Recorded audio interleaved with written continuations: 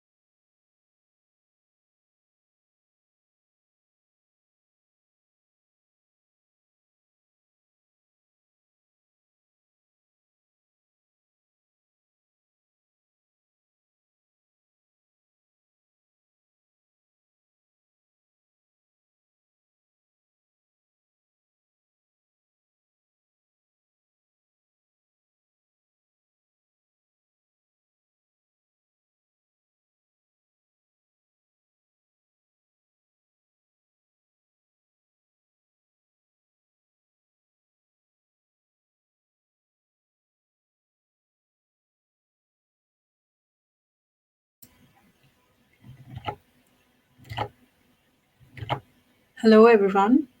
I'm Aarti Malhotra, moderator for this session. Hope you all are enjoying the Toronto Machine Learning Society's Healthcare Summit so far. I have the privilege to introduce Ms. Sanjana Basu, an investor at Radical Ventures, which is a $325 million Series A fund investing in bold entrepreneurs developing and applying AI to invent the future. She's an MBA from IIM Bangalore, undergraduate in economics and international relations from Tufts University in Boston, USA. She's worked with Barclays as investment banker and also with Tata Group in India. She focuses on intersection of AI, healthcare, learning, and commerce. Please join me to welcome Ms. Sanjana to present her work for the benefit of all. If anyone has any question, please feel free to post in the chat. We'll have a Q&A session after the talk. Over to you. Thank you so much, Aarti. And hi, everyone. Like Aarti said, I am an investor at Radical Ventures. We're very proud to be one of the largest AI-focused funds in North America and have a unique insight in the space because the founders of the fund were AI operators who built and scaled many AI companies and also launched the Vector Institute here in Toronto that many of you know about. Like Aarti said, healthcare is actually a major focus area for us, and roughly 1/3 of our investments are in the space. And we have a very strong thesis on Canada's unique AI and healthcare advantage. So today I'll be taking you through three main sections. So one is an AI-enabled future of healthcare. Second is why Canada has a unique advantage. And third is, who are the Canadian AI and healthcare companies disrupting in the space currently? And we're releasing a market map exclusively today at TMLS.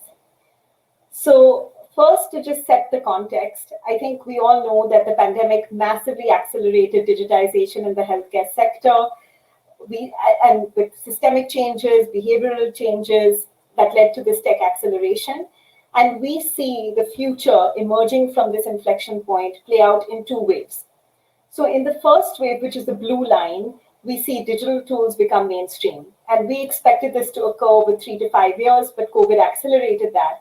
And examples of digitization or mass scale digital adoption have been in telehealth, remote primary care, back office and front office digital infrastructure tools.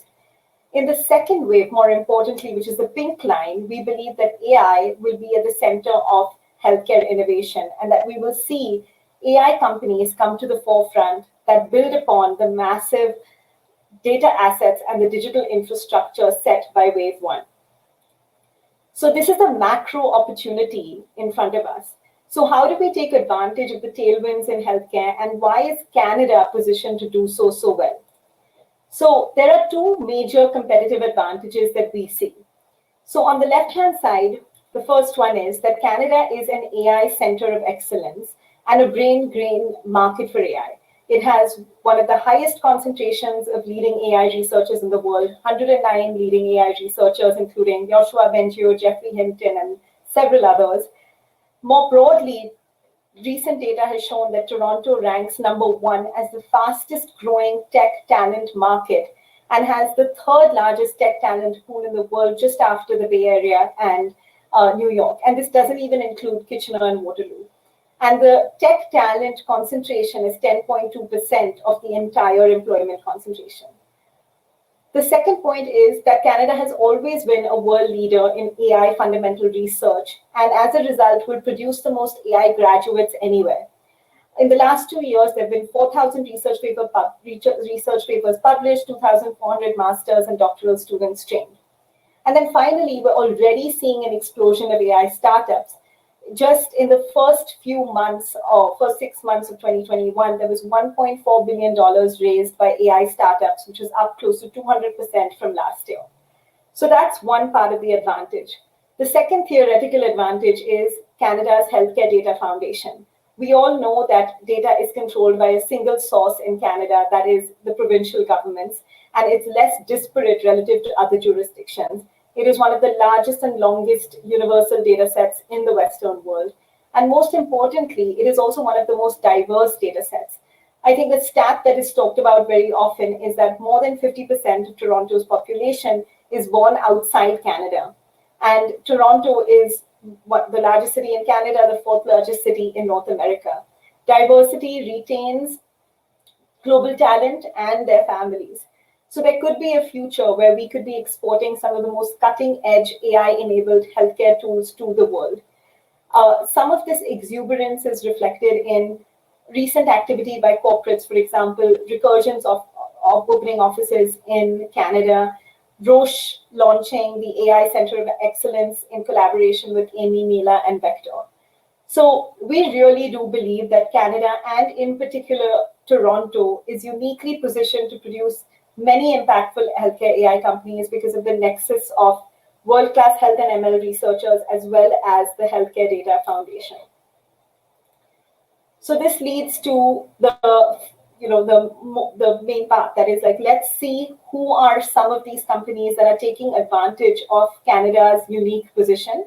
So here we have a Canada AI and healthcare market map.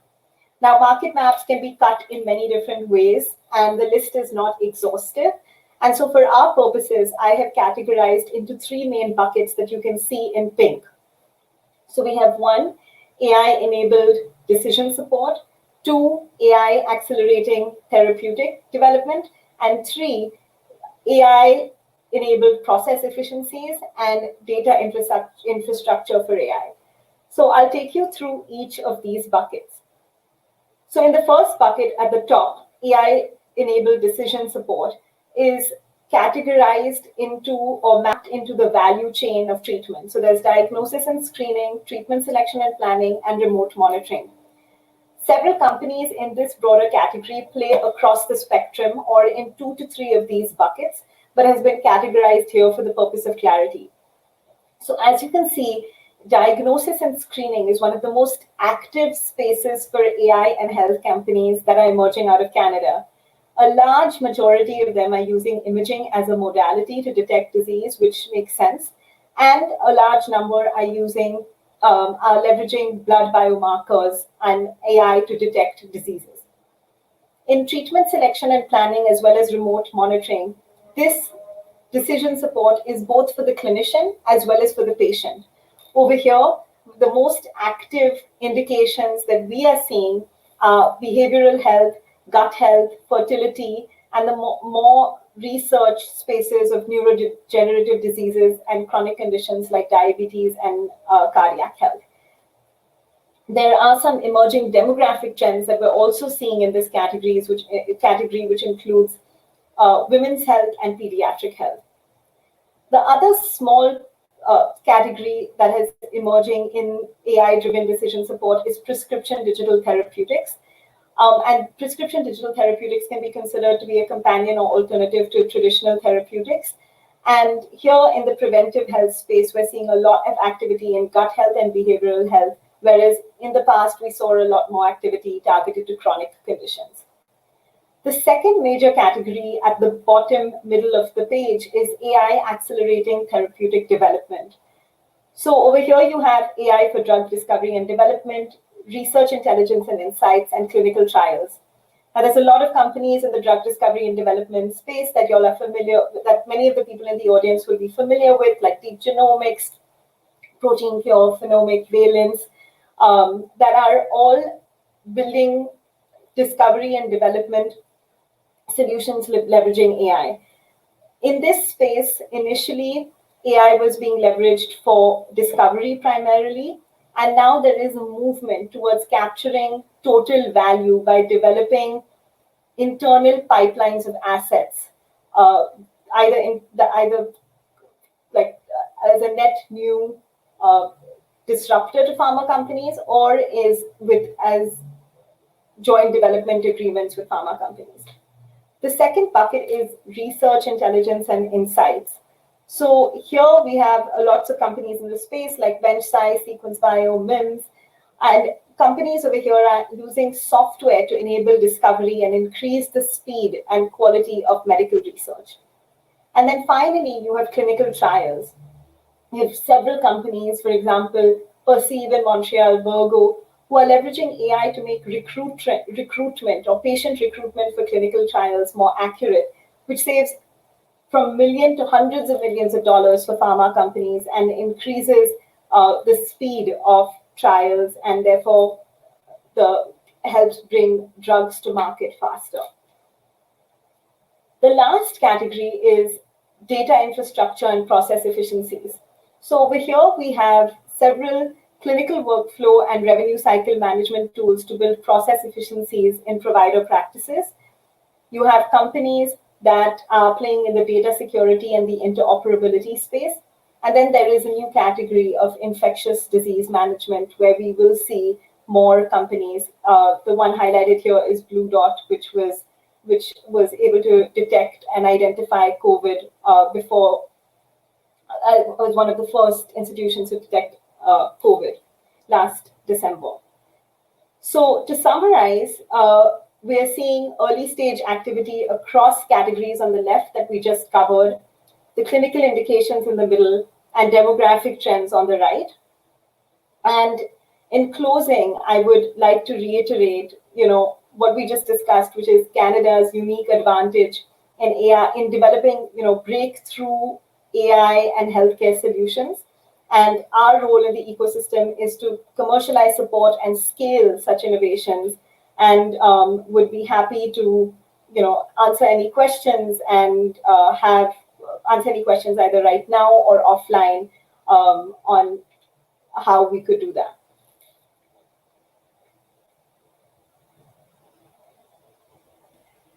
Thanks, Ms. Sanjana, for the inspiring talk. We'll start with the Q&A. Audience, if you have any questions, please post in the chat. Ms. Sanjana, what advice would you give someone who has like great idea in AI and healthcare and wants to pursue the startup path? Yeah, so I think a lot of the fundamental AI researchers are their expertise is in doing the research and building out clinical breakthroughs. So I would say that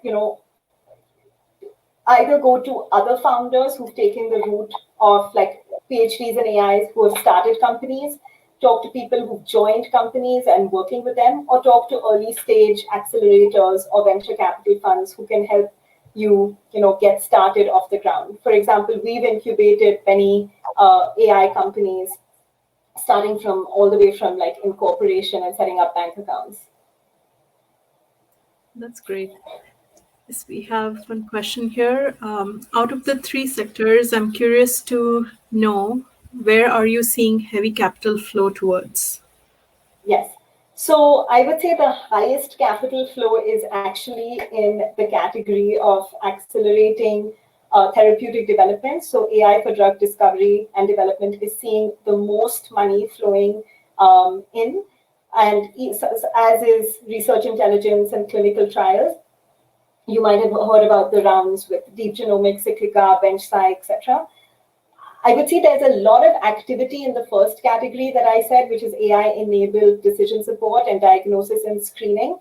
But sometimes, there are various competing solutions.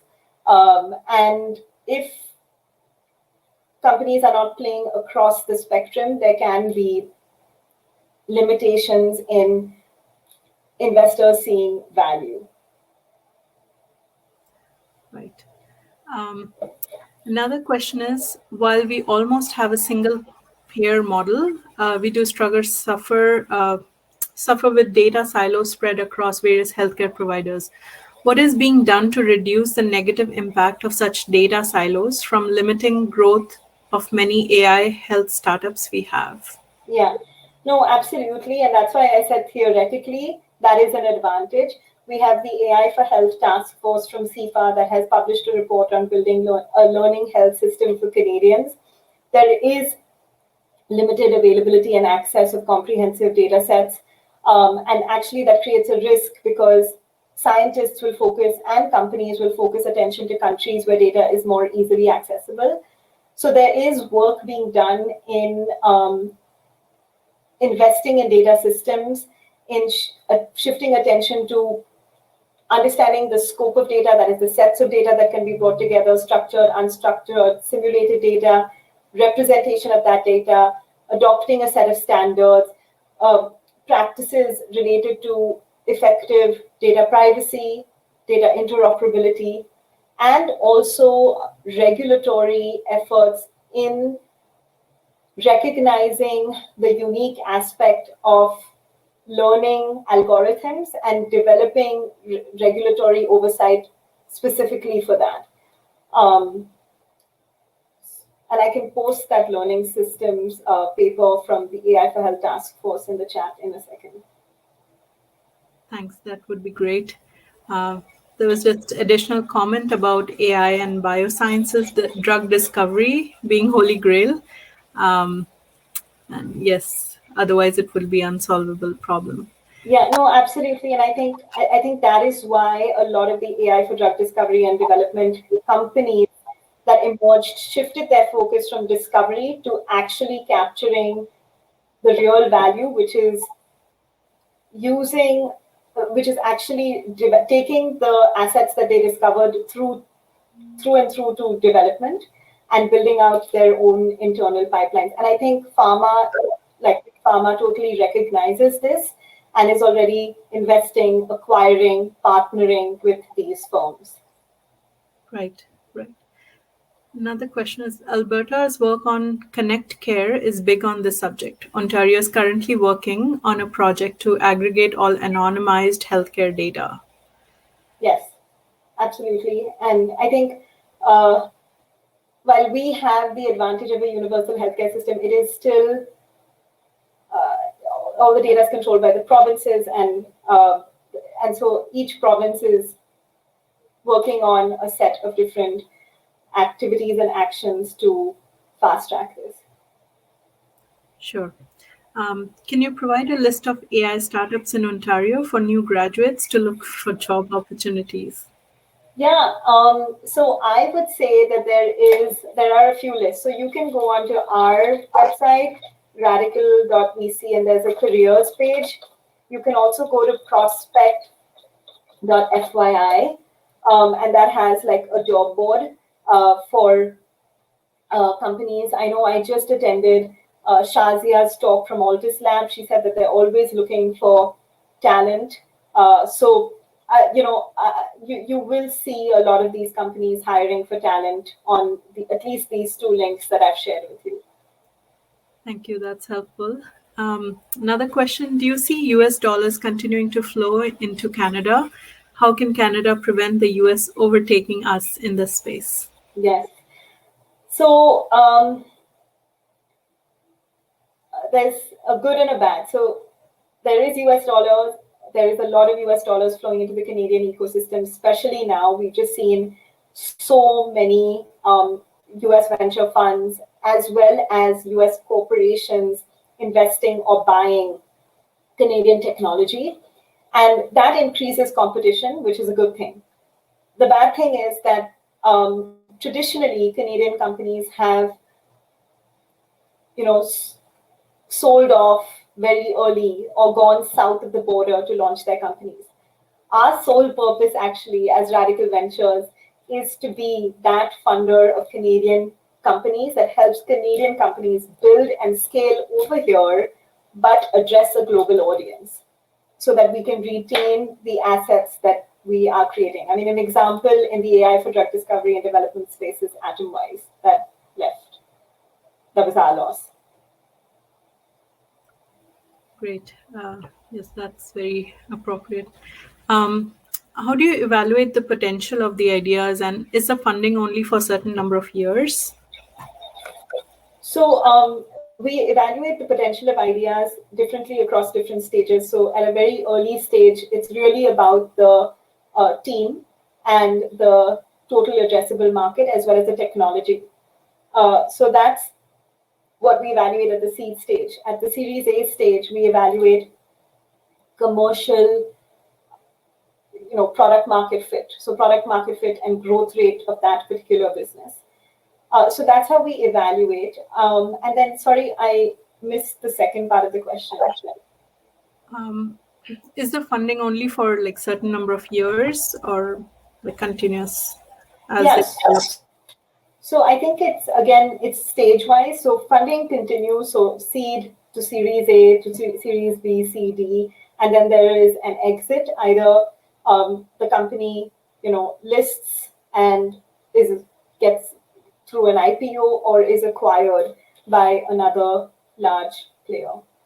And usually, venture scale companies are expected to go from idea to exit in around 10 years. Right. And and for the startup ideas, is a working version enough, or do they need to have like existing customers as well? So at the seed stage, there should be a base technology. So let me give you an example. Like one of the companies that we funded and incubated that came out of Stealth is Cohere, which is building large language models and as a competitor to GPT-3.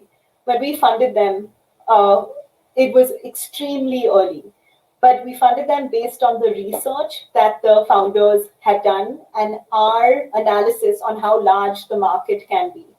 So the founder of Cohere, Aiden, is one of the authors of the groundbreaking natural language processing paper on the transformer architecture. And so that to us means that there is founder market fit, that there is deep levels of research already gone into this. And now we can work with them to actually commercialize. So we can work with companies at a very early stage as long as that there is some evidence of research and founder market fit and a large market in front of us. Right. Thank you. Are there any other success stories you'd like to share? I mean, at least in the healthcare space, another company in our portfolio is Fei Fei Li's company, Computer Vision Pioneer. She is working on an ambient sensing company called Dawnlight that is in stealth, but it's been written about in the past. And again, over there is again founder market fit. One, because she's a computer vision pioneer. Second, because she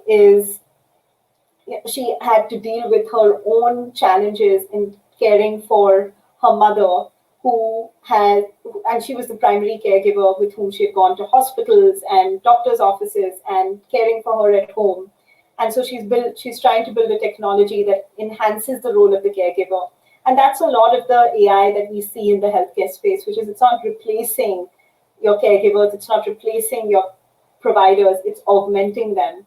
And we actually also believe very strongly in the AI tools that enable process efficiencies, because especially in the US, there's a lot of time spent by providers on administrative tasks, which can definitely be taken care of by a machine, which enhances or gives the caregiver or the provider time to actually focus on what they're doing. Sure, thank you. In the chart, I didn't notice, is there robotics also involved or just plain AI? In which company? In the companies, the chart that you had on your slide? Yes. No, this is a combination of machine learning, computer vision, natural language processing is used a lot in coding and chatbots on the process efficiency side. Computer vision is used a lot on the decision side, machine learning in accelerating therapeutics, and then robotics in some of the surgical safety tools that we see. Okay. I think the audience would appreciate the link to article you mentioned. Yes, just give me a second. Sure. There you go. Report. Yeah. Thank you so much. Just from your experience with different sectors, right? Healthcare, learning, and commerce, what challenges do you see in healthcare? And what are the advantages as compared to the other domains? So the advantages is I think we really do have a unique advantage, and we should take advantage of that specifically in Canada. So for example, I would say in education and learning. So in education and learning has some of the same challenges with healthcare in the sense that it is a private and a public good. It's a mix. There are difficult sales cycles in certain areas. So in education, we find that K through 12 is a tougher market to sell into, but lifelong learning has a lot of opportunity. The use of AI is much more mature in healthcare than it is in the learning and education space. And in commerce, there are just so many large companies in commerce that have the ability to build out their own teams, and then they're nimble. They've grown in scale over just the last 10 years, and so they invest a lot of money by themselves in building AI-based solutions. Yep. Thank you so much. Do we have any more questions from the audience?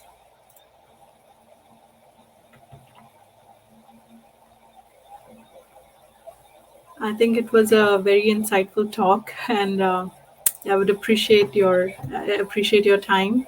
And on behalf of the TMLS team and wonderful audience, I would like to thank you once again for your time. I encourage all the attendees to visit our partner booths and to enter in exciting giveaways. Thank you. Thank you so much. Bye. Thank you. Thanks, everyone.